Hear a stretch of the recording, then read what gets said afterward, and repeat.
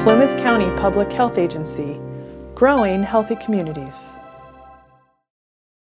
Director of Harm Reduction Services in Sacramento. We have been basically a bedrock of harm reduction work in Sacramento and surrounding counties since 1993. One thing I want to mention is that you have heard a lot about harm reduction in this conference. What you may have not heard about is the fact that it was built and designed and created by drug users. It is not a clinical practice per se. It is a movement built and designed by drug users to save their own lives. And I think that if we move forward in this conversation without addressing that, we would be really short-sighting ourselves, right? Because we can't do it as providers. But guess who can? The community that we serve. They can do it. They can save each other's lives. As we move through the opioid epidemic, 72,000 lives lost in the last year, we really need to address how we are approaching, the opioid epidemic and how we're approaching harm reduction. So I have a little presentation for you. So Harm Reduction Services was founded in 1993. We've been around for a long time. So why were we founded? What was happening in 1993? Do I have any hands? Yes, absolutely. Absolutely. Exponential deaths associated with HIV and AIDS. There was a lot of outreach being done to the gay white male population and not a lot being done to somebody that was like right up there in terms of infection. Who was that? Anyone? Casper, I'm going to call on you. Oh no, these guys have to suffer too. All right. Who was it? Who wasn't being seen? People that use drugs. Sex workers, right? Folks that didn't register on the radar in terms of people that deserved outreach, that deserved care, that deserved services. So Harm Reduction Services was founded in 1993 to address that need, right? Which is the fact that we like to call out who's deserving. We just do. It's part of our human nature. Sex workers and drug users are not frequently on that radar. And they should be, because they're human beings that deserve care. So HRS was designed to serve that need. How we started was like driving our van down our historic sex worker stroll and delivering condoms, delivering education, really like boots on ground outreach. We have evolved exponentially since then to be a comprehensive harm reduction organization. And what that looks like is we have a syringe access and disposal program that's been in above board since 2007. It may have existed prior to that, but above board since 2007. Something I need to mention, because how many folks, do you have a syringe access program in your community? Raise your hand. All right. How many of you want one that don't have one? Raise your hand. All right. So we have been negotiating and basically fighting with a program where we have city authorization, not countywide. Not countywide. How many of you think that like needs are countywide, right? Like everyone, right? So we've been negotiating precarious political involvement when it comes to syringe access. And what I can tell you is that if you want one in your community, you will go through this too. So we have city authorization, not countywide authorization. So that means that basically I can stand on XY street and hand you a bag of syringes and give you some health education. And then move over and I'm in a different area and I can't do that. So in terms of syringe access, go through the state. Just go through the state. You don't have to negotiate all of those things anymore. We have been negotiating and rallying for years and have finally been able to get like statewide access. So that's awesome. So here's our team. We offer a plethora of services, including syringe access and disposal, HIV and HCV and STD testing. When I talk about STDs, I talk about chlamydia and gonorrhea, which we all know, or hopefully we know, in California is like sky high, especially if you enter into areas like Sacramento, Bakersfield, Fresno. We have like through the roof issues of chlamydia and gonorrhea. Ryan White Case Management, what that means for us. How many of you are Ryan White providers? All right. So that can look different depending on where you're at. For us, it looks like intensive field-based case management. So many of our HIV positive individuals are living on the rivers. They are experiencing homelessness. They have multiple intersectional issues that they're dealing with. It's not just their HIV diagnosis. It's acute mental health issues. It's substance use disorder. It's opioid dependency. It is a lot of different things. So why does field-based case management make sense? It's the only way to reach folks. It really is. Maslow's hierarchy of needs says what? Existence, living, eating, sleeping, all take the higher need. Field-based case management addresses that. It says, I understand that you surviving is more important than the appointment that you set at 2 o'clock.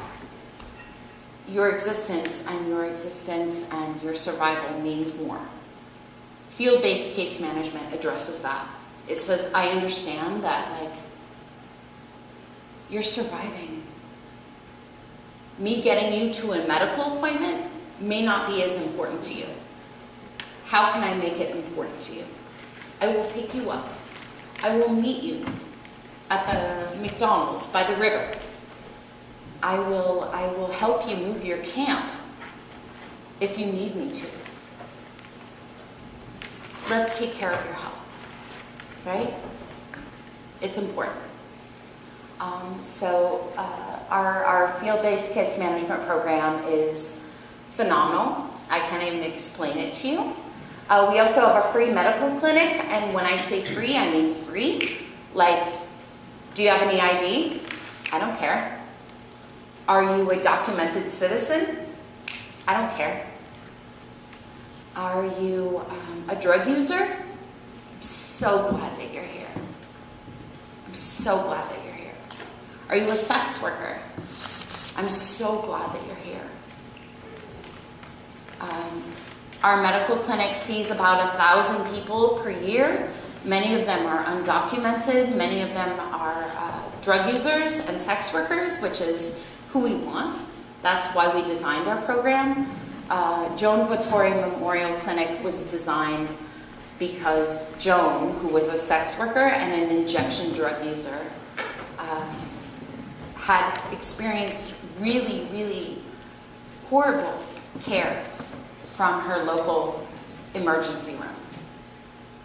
She had come there for an abscess, and that abscess was making her really sick. She was treated horribly. She was denied pain medication. She was denied any kind of treatment for her opioid dependence. And she left. And she died 1 year later. I'm sorry, 1 day later. She had an abscess in her neck due to injection drug use. And she was denied care, and she became septic, and she died. So when we're talking about how we address the opioid epidemic, I think it's really important that we understand that we're talking about human beings with complex issues, right? They might not just be opioid dependent, they might be homeless, they might be experiencing acute mental health issues. Like, stuff is intersectional. It's not one thing or the other. And our job as providers is to meet these people where they are. Like, if we claim, how many of you consider yourselves harm reductionists?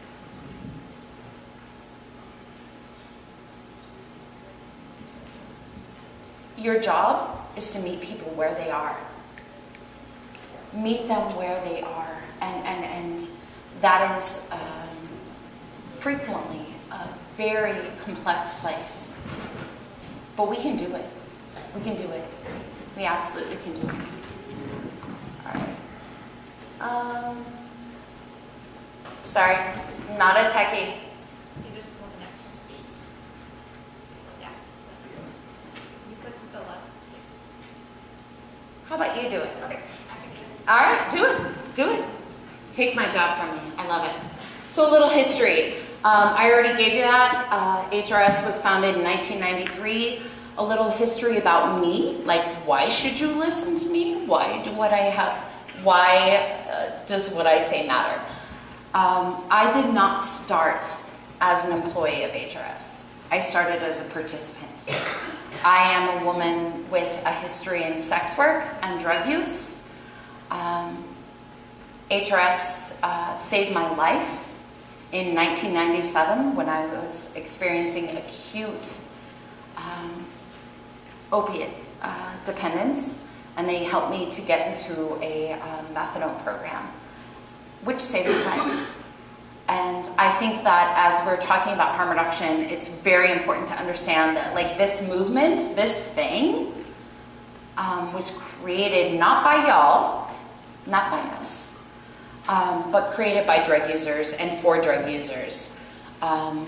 I have the rare privilege of being able to come from a program that saved my life to leading and directing a program that saves other people's lives. So when we're talking about harm reduction, let us not forget that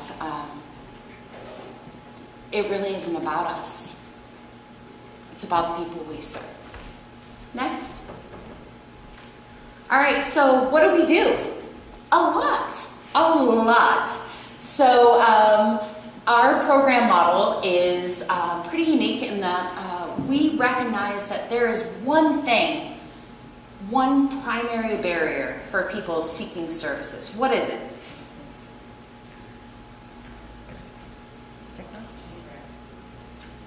The door. I give you a piece of paper, I tell you to go to this place, and you have all of these intersectional, like, competitive needs based on your survival. And I want you to go to XY place at XY time, and that's a problem. It just doesn't work for the community we're trying to work with. So we have designed our program to meet both needs. You can access all of our services in our brick and mortar building, or we have 2 mobile units that travel all over Sacramento County, 6 days a week. You can access any service there, including HIV testing, chlamydia and gonorrhea testing, HCV testing, naloxone training, risk reduction counseling. Medical referrals. Pardon? Medical referrals. Why don't you come up here, Casper? So this is Casper Harmer. He's our outreach worker. Yeah. He really does like all of the work. And what we see on our outreach team is that folks need team right then. Not tomorrow, not the next day, not with an appointment.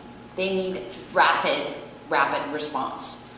And this is why field-based outreach is really important, super important.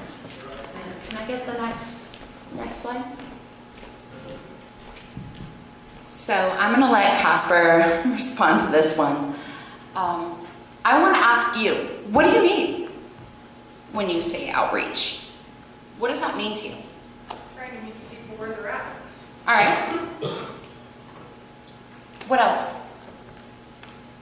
Because it's a broad, outreach, pragmatically, we talk about outreach like it's several different things. And it is. It's a million different things.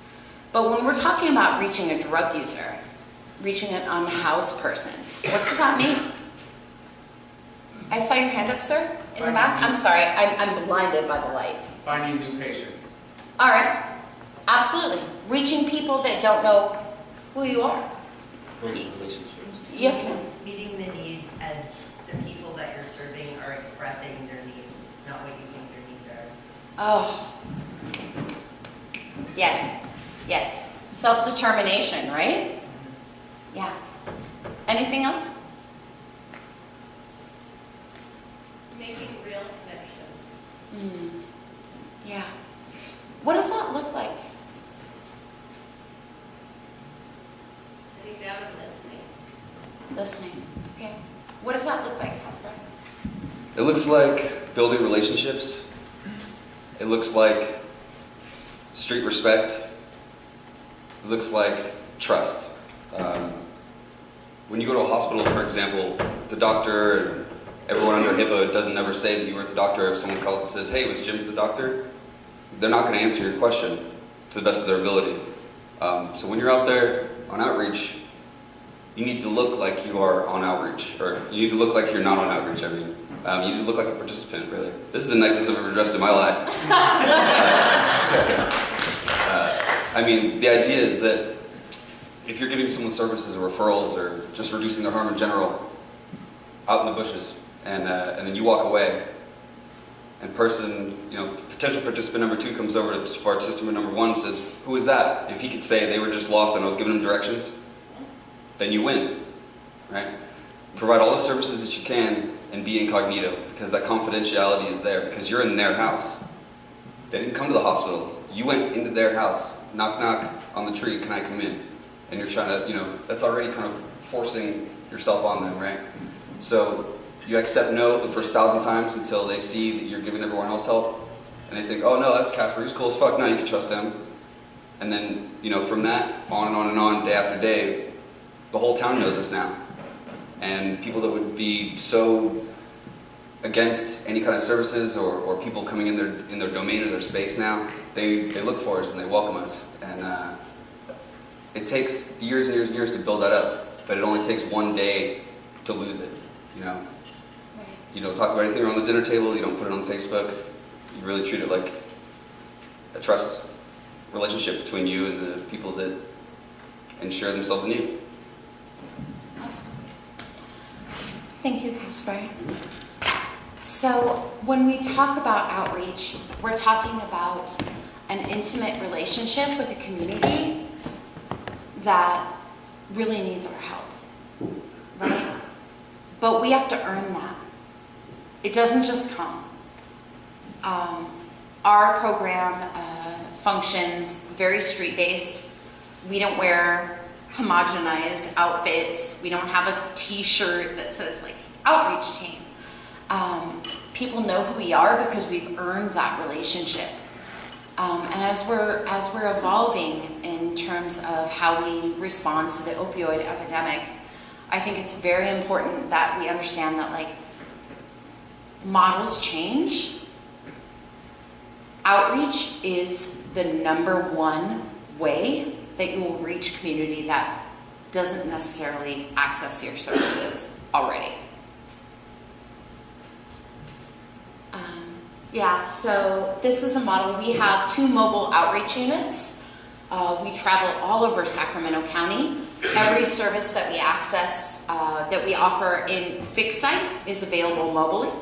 So what that looks like is syringe access and disposal, naloxone trainings, HIV, hepatitis C testing, STD testing, risk reduction counseling, access to referrals for mental health, medical, all of those things.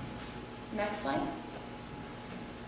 So as we're at a rural outreach conference, right? We're at a rural conference. I want to know who of all of you are from rural spaces? Raise your hand. I'm only partially blind, so I can see some of them. All right. What are your challenges? I'm sorry? Distance. Okay. Like literally being able to reach the people that need your help. Yeah. What else? Resources. Can I hear funding? Is that what we're talking about? Like resources and funding, yes. What else? Anyone? Your second bullet applies to our county is, we know where the homeless camps are, but they keep getting swept. So you develop relationships, you say you're going to come back to see the person, and then boom, the camp's Right. gone. Longitudinal service provision in current climates that are policing homelessness, right? I mean, do we hear that? Anyone? Anyone hear that? Yes. Small town politics and social sanctioning. Absolutely. Absolutely. Bootstraps. Bootstraps. If you want help, if you want to do better, you'll just pull yourself up by the bootstraps and you'll do better. Because I did. How many times do we hear that? Right? A lot? Yes, sir. Oh, you were just... I'm not quite rural, so. You know what? I'm from Sacramento. We do rural outreach. Rural is rural. Rural means that I can't stay in my center because it's not safe. So I'm going to move in different directions so I can be safe. That can be metropolitan, that can be rural, that can be Quincy, that can be Sacramento. Like rural spaces are the only safe spaces we have right now if you're experiencing homelessness. What that means in terms for us and public health is that shit just got really complicated. So we used to be able, our whole bedrock of our outreach program has been longitudinal service provision. I meet Jane at X Camp. Jane talks to me about the fact that she's a sex worker and an injection drug user. We talk to Jane. We build trust with Jane. We love on Jane. Jane's camp just got swept. Right? So she's no longer where she is. We have to find her because Jane potentially has, syphilis or HIV or, any myriad of things. And we have to work to find her. That has made outreach intensely complicated. So what do? As the director, what I do is I go to the police department and I say, hey, y'all, Like, your job is not my job. You're making things really hard. You're making things really hard in terms of public health. Every time I have to track a camp, I'm tracking somebody with infectious disease, or potentially so. I'm tracking somebody that is like up there on the vulnerability index. Can you work with me? And we're still working towards that. But as you all are building harm reduction programs and building outreach programs and building public health programs, that can be really helpful, is reaching out, knowing where your barriers and where your potential resistance exists is super helpful. Super helpful, right? Next slide. So, Casper, you have to do this one. So, this literally is Casper. That's the Roseville train yard, by the way. As I said, we have had to evolve our outreach program to meet the needs of an evolving and devolving community, which is folks experiencing homelessness that may or may not be on the substance use disorder spectrum. Part of that is reaching out to folks that have sought solace and sought safety in rural spaces. Yeah, so that's the Roseville train yard, and one of the many things that you'd have to think about when you're talking about rural outreach is that this isn't just camps. It's not just people that are getting shuffled around, it's people that are also passing through. So that's actually about 100 yards from where you catch the freight trains out of town. And that's part of the reason why I'm here is because when I got the job, they said, "Do you speak train?" And yeah, I read trains. And what do you mean by ride trains? You get on freight trains that move and you go places.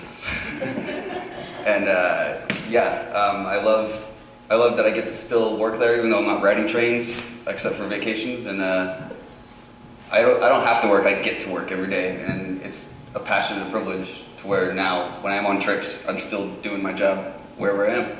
But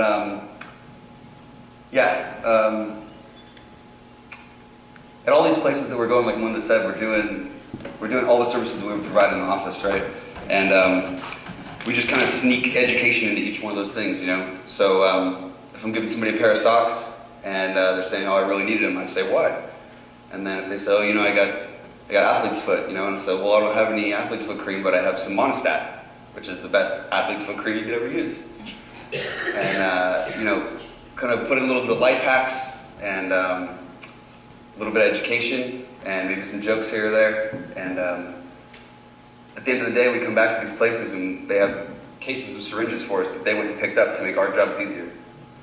And one thing that I wanted to touch on from what Melinda was saying a moment ago was when people are getting shuffled around and you need to find them, when you've built that trust and there's one person left at the camp cleaning up the last of their stuff out of 100, that one person will then tell you where the majority of the people were shuffled to, where they were gentrified to, right?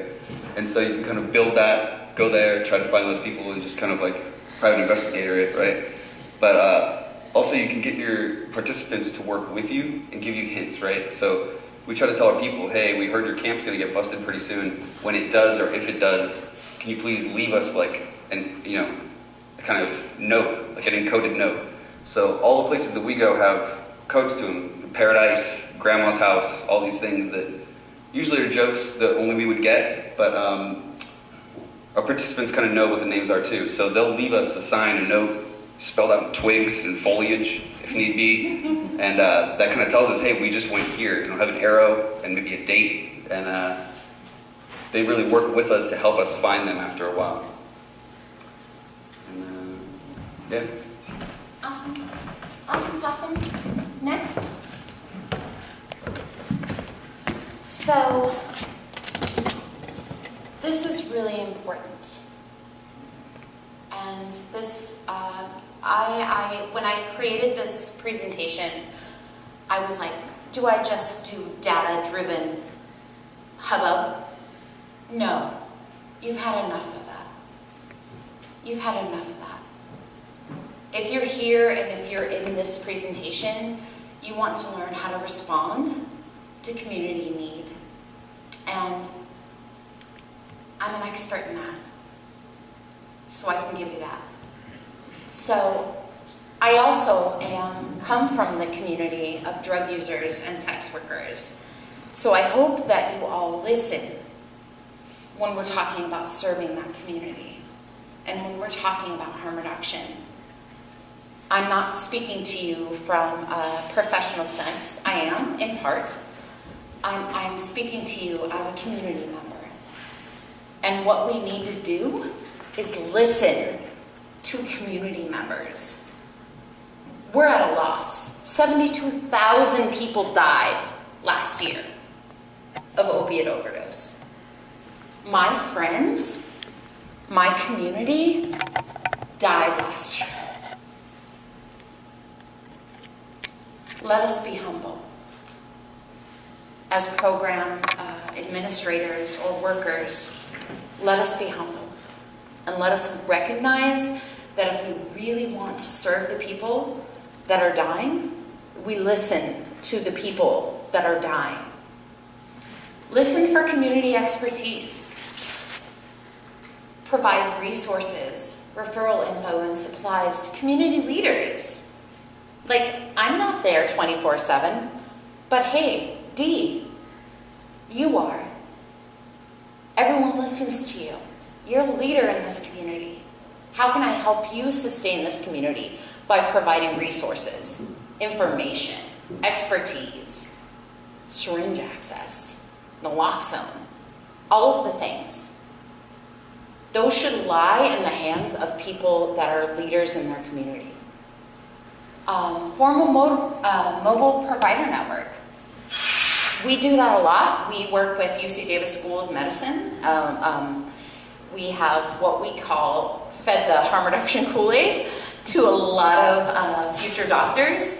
And now those doctors are actually practicing physicians, and they will come out. We can text them, call them, and if they're available, they will come out and visit a site. Casper can be at an outreach site and text a doctor and have one be there.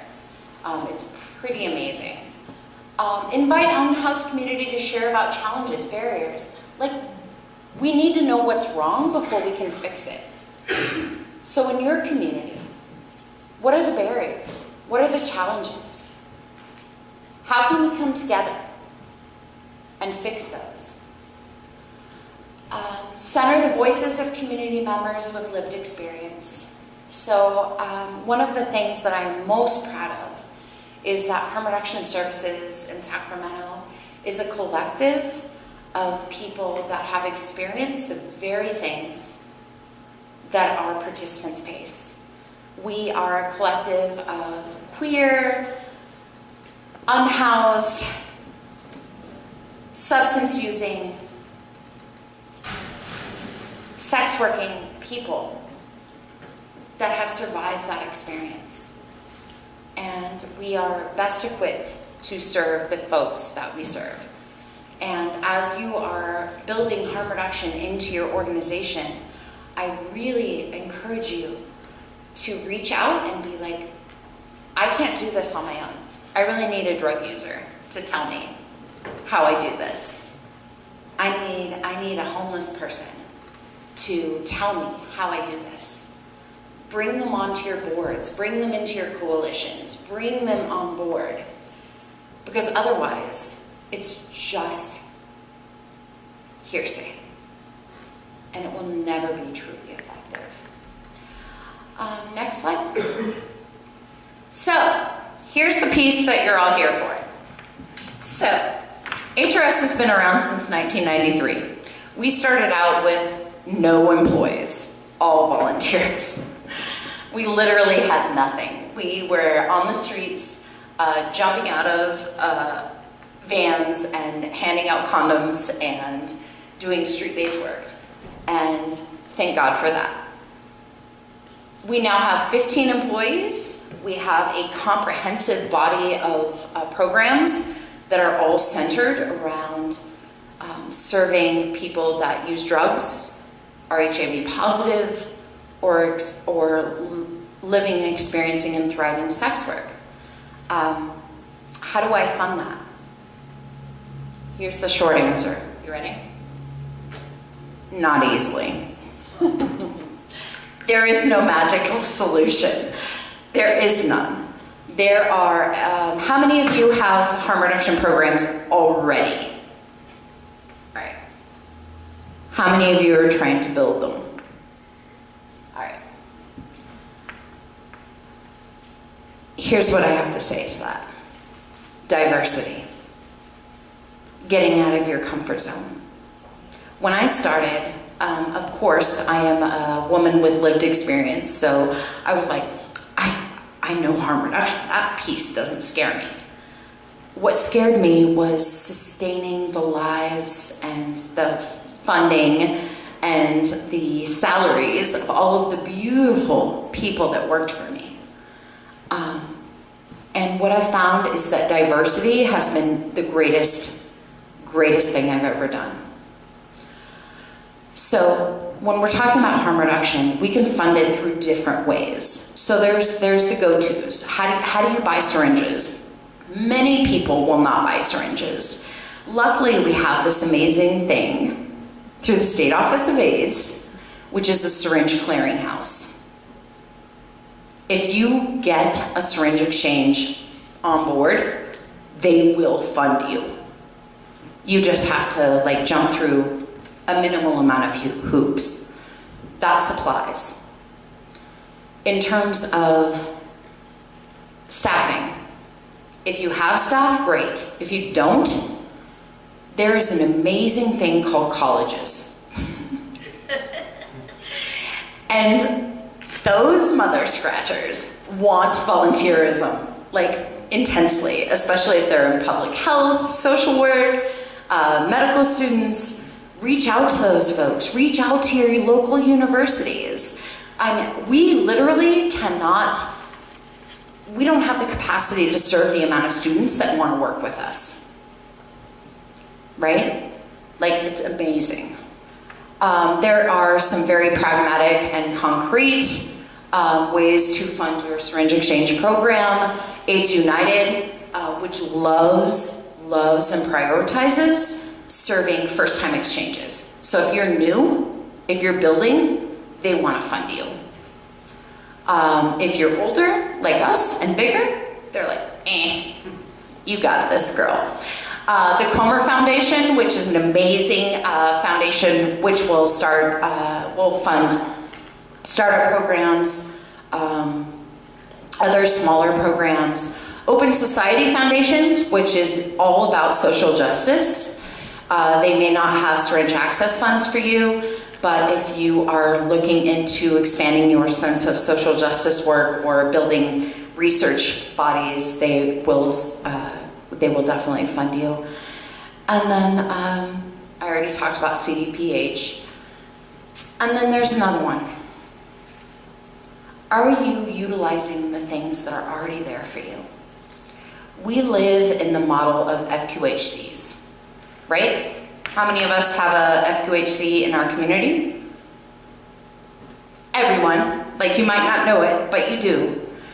Their whole agenda and how they get paid is through serving disenfranchised and marginalized communities.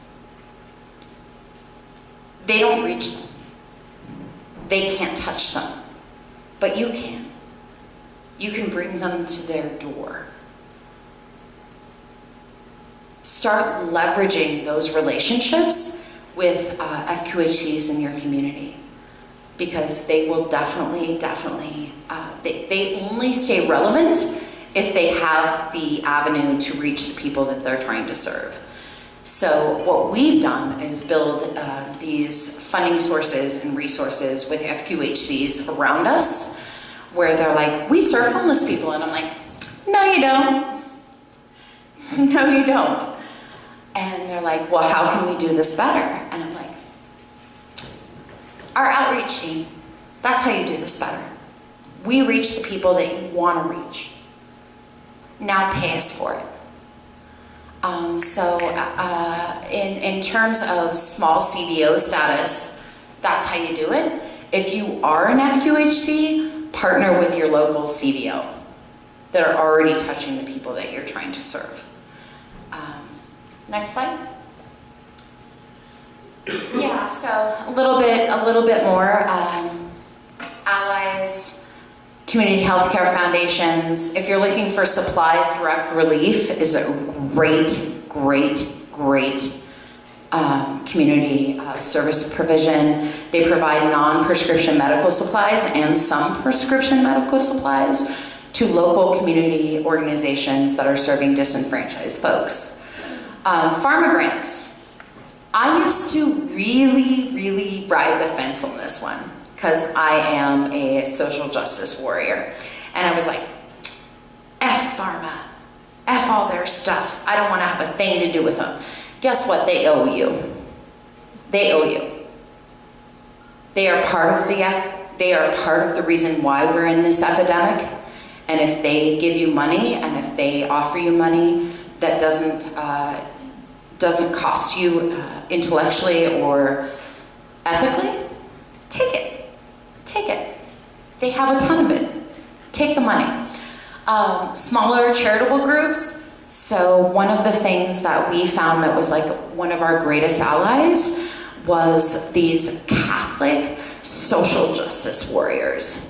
And they were just amazing. And my mentor, Sister Claire Graham, she basically brought me up into this social justice warrior that I am.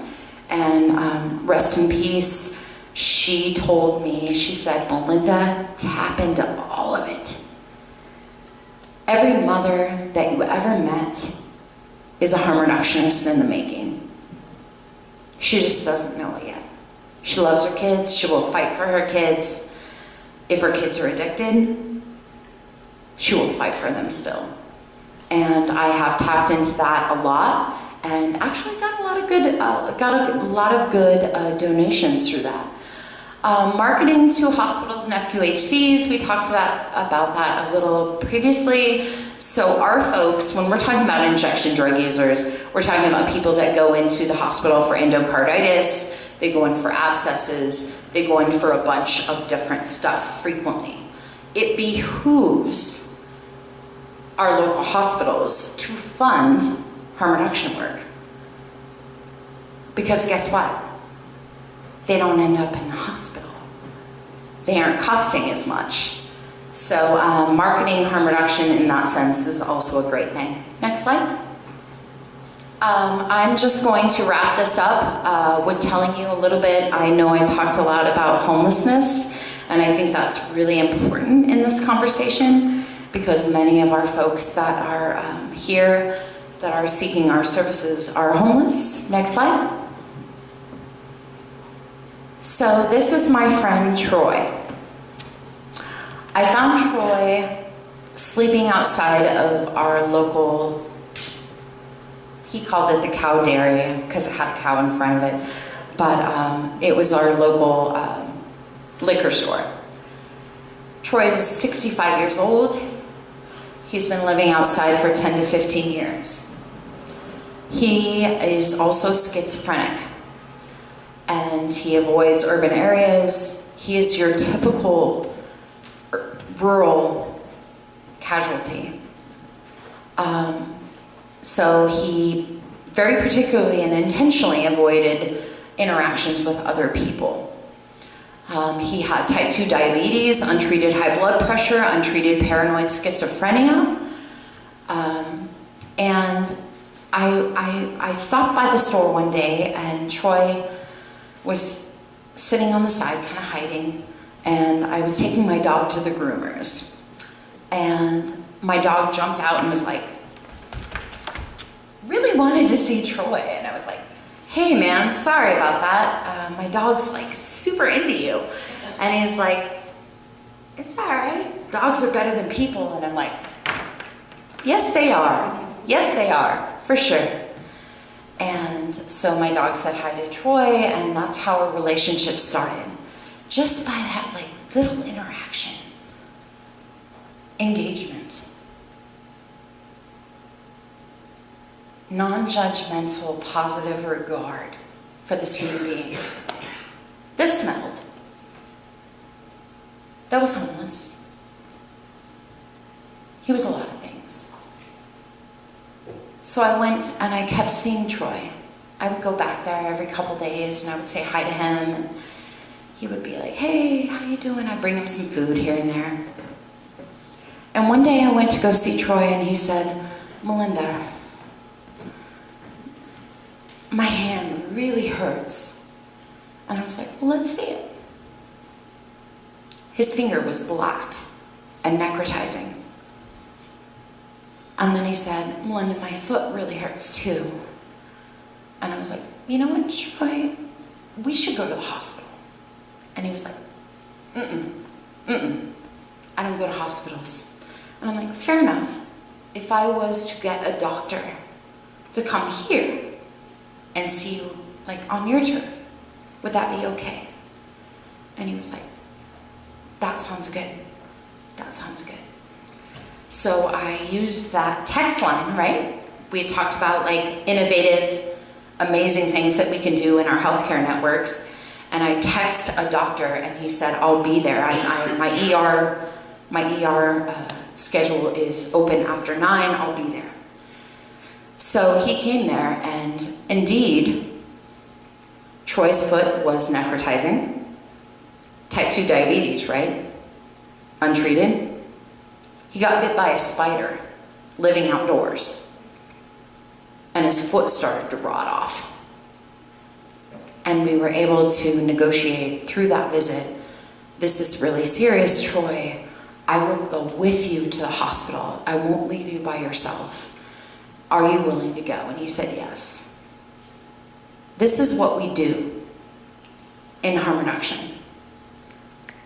It is above and beyond, and it is frequently like uncomfortable, and it is all the goddamn time. But we're saving lives. So when you think about, so update on Troy. Troy got partial amputation of part of his foot. He was in the hospital for 2 weeks. He lived with me for 7 months. And I don't encourage any of you to do that. But I did not encounter him in a professional sense. It was a personal sense. You know, we go above and beyond. And this is what harm reduction work is. It's humanist work. It's not clinical work. Yes, it has those components, but don't ever claim it as clinical work. It's humanist work. And it expands and broadens each of you as practitioners and providers to open your hearts and open your minds. Because we're saving lives. That's what we're doing. And we have been doing since the early, late 80s? Late 80s. Yeah, Europe, late 80s. Next slide. So, I have talked a lot and talked about a lot of stuff. I would love to entertain any questions you have in terms of funding, humanism, how do I do this? Why do I do this? Anything. Yeah. How did you get that? So we started that by doing free labor for the university, which is like a common story for harm reduction organizations, is that frequently people tap into us because we're relevant, and we have a connection to community that other people can't serve. So I started that by working with UC Davis School of Medicine, and we would do basically free training for their students. And what I've found is because medical schools offer so little in terms of serving marginalized and you know, the communities that they claim to serve, they give no guidance. So they started to shoot medical students to us, like undergrads and second year, third year, fourth year. And they fell in love with the concept of harm reduction and the concept of what we do, like as really being the bridge between serving folks that needed help and those doctors, so they became doctors, and they came back to us and were like, now how do we serve you? How do we serve our community? I want to be a part of that. So we invested, we planted a seed. So tapping into your local, if you have medical institutions in your area, tapping into that participant base, that student base is amazing. And it's paid off a lot. So they don't get paid. Like, we don't bill Medi-Cal for them. We don't bill anything. They're there because their hearts are there. And also it's really been helpful because drug users are stigmatized so much when they go into the ER. They'll be in legitimate pain, be denied pain medication. They will be left in hallways. So what we've been able to do is text somebody and be like, who's on staff at the ER right now? We're sending somebody over, and we want to make sure they're like being taken care of. So it's pretty awesome. Yeah. Yes, ma'am. So about funding and support, when you meet with these local, smaller, about Christian, about the government Catholic thing that you said. Yeah. After you give your presentation and everything, how do you say, so, you want to kick back some stuff? I mean, how do you actually say, we need money, we need supplies, we need, is it at the end, at the beginning? Is it like kind of? So our biggest, it's easy to be dismissed if you're on their turf. I don't like to meet people on their turf. I bring them to us. So we have a comprehensive harm reduction center with our syringe access program in the front, our testing lab on the side, our outreach office. I like to bring people there. And from there, I can tell them, it's easy for me to be like, and they're usually overwhelmed. They're like, oh my God, you do so much. You feed people, you take care of their medical, you provide them health and hygiene, dog food, you name it. And then they're like, how can I help? How can I help? That's where I want them to be. I don't want to ask them for shit. I want them to volunteer. I want them to come to us and say, I want to be a part of this. And that is most easily achieved by bringing people to your center or bring them to you, And how do you push anything else? First one's free, right? Right, first one's free. Let's take it back to the streets. Take it back to the You streets. might do a presentation like this, and they might be so overwhelmed with it, and then we'll be like, ask questions about outreach, and then we'll say, okay, well, I actually teach an outreach course 101, and then they'll pay $400 for that. Yeah. And also something that we've learned to do is we used to do everything for free.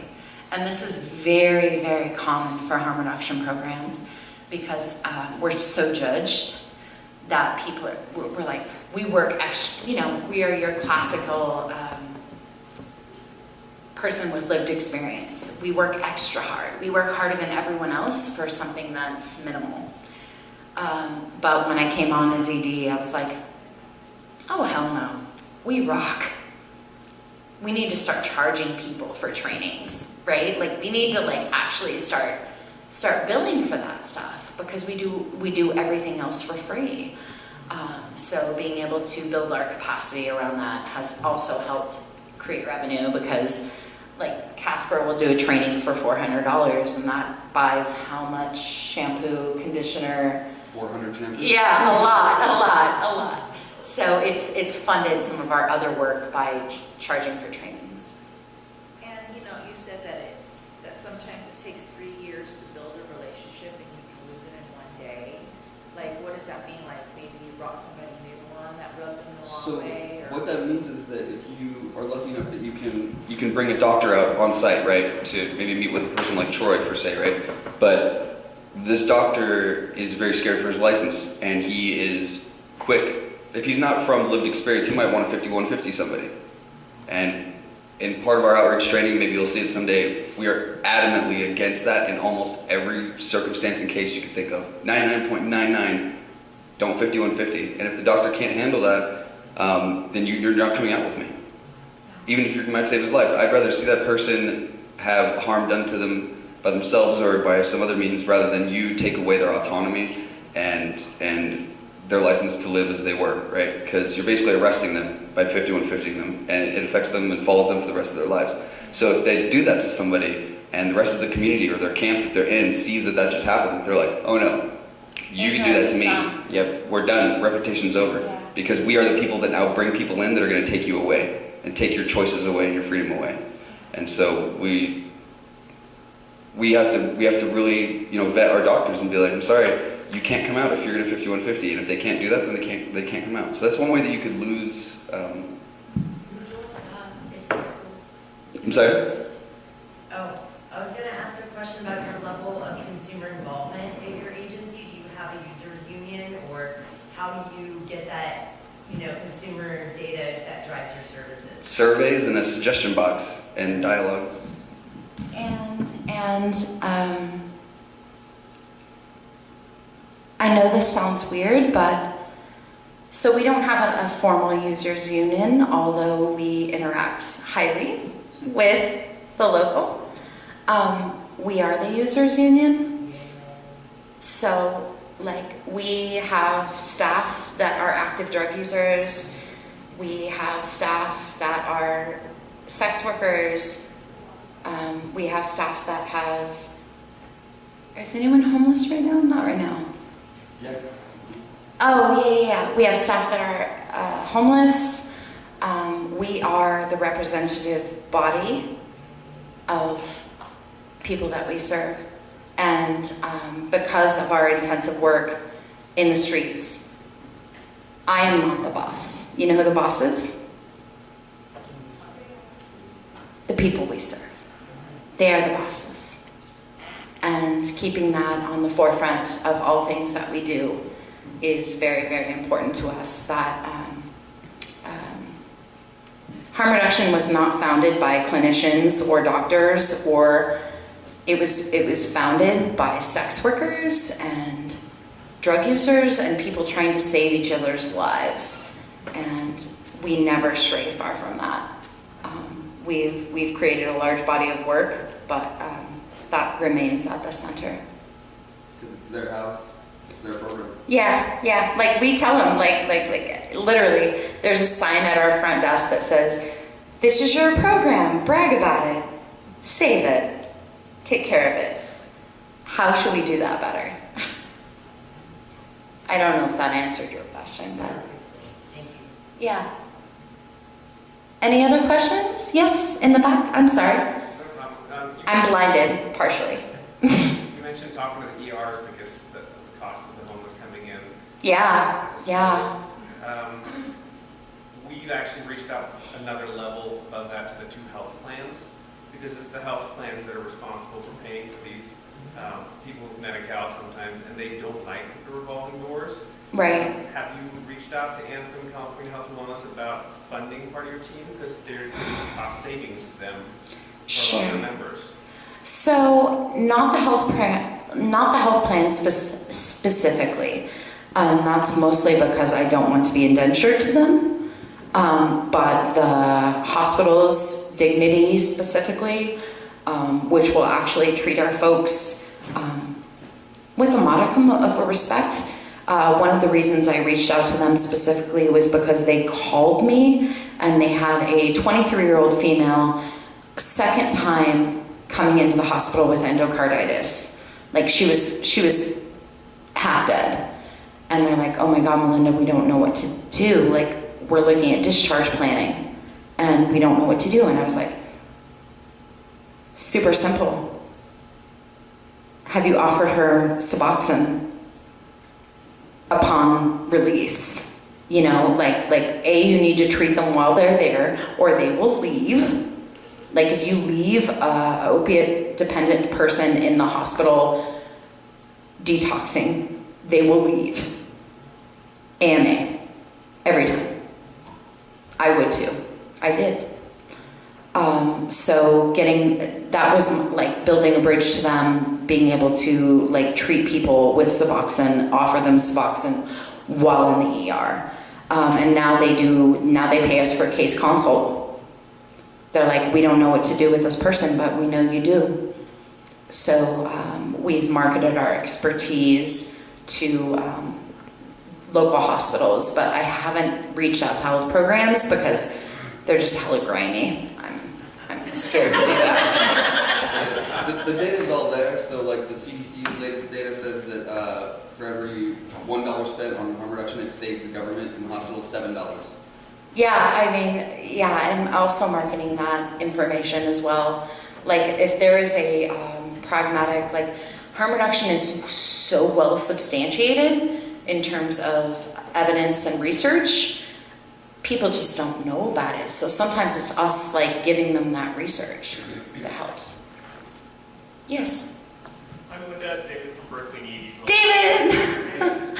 Thanks for your talk. So in Berkeley, we see tons of folks who travel from places that don't have local harm reduction to use our services. I imagine you see people from up and down the 5 and up and down the 80. Oh my God, everywhere, yeah. So for people in the room who don't have harm reduction but might live in those counties, what can they do to help their residents access your services in the meantime? Carpool. So unfortunately, our mobile services only travel part of Yolo and then Sacramento County. But basically, if you shoot them to us, just tell them to come to us and tell them to tell us where they come from, because exponentially that's more supplies. So one of the things that we encountered this year that was really hard in terms, I mean, literally we were giving boxes and like just shipping supplies everywhere. I see you, Leslie. I'm not calling you out. I love you. So we had about a $70,000 decrease from the State Office of AIDS in terms of supplies, which we're kind of trying to backfill right now. But if you come to us, if you have folks that come from your areas and you have no harm reduction, no syringe access in your area, they can come to us, they can tell us where they're from, and we will do our best to meet their needs. Because what we know is that people help people. Like for every person you give a bag of syringes to, they give, David, what would you say, half away?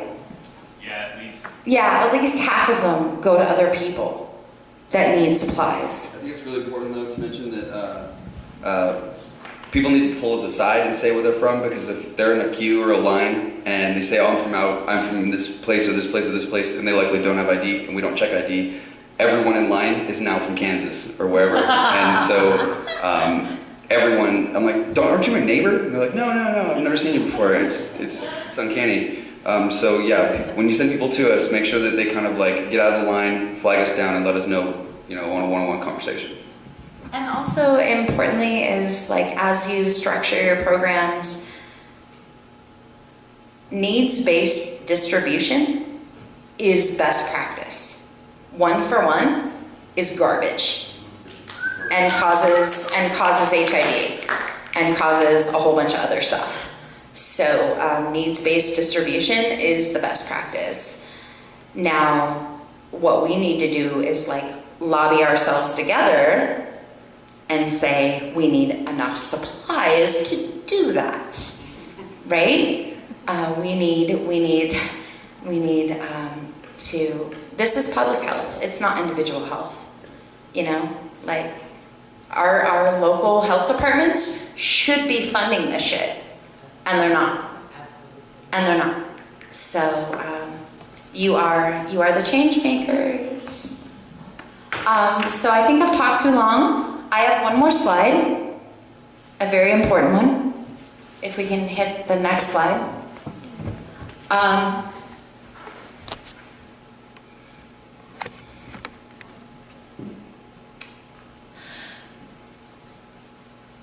There is something beyond HIV, beyond hepatitis, beyond all of that that's killing us. And it's called stigma. This is my friend, Damn Big. How many of you have naloxone or have been trained in naloxone? How many of you have it on you now? How many of you have it on you now? I love you, brother. There is no naloxone without damn big. Thank you, damn big.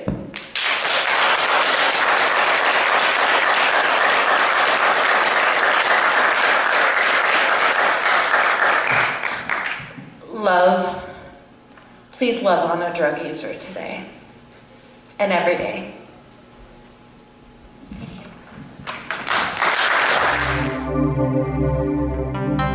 Plumas County Public Health Agency, growing healthy communities.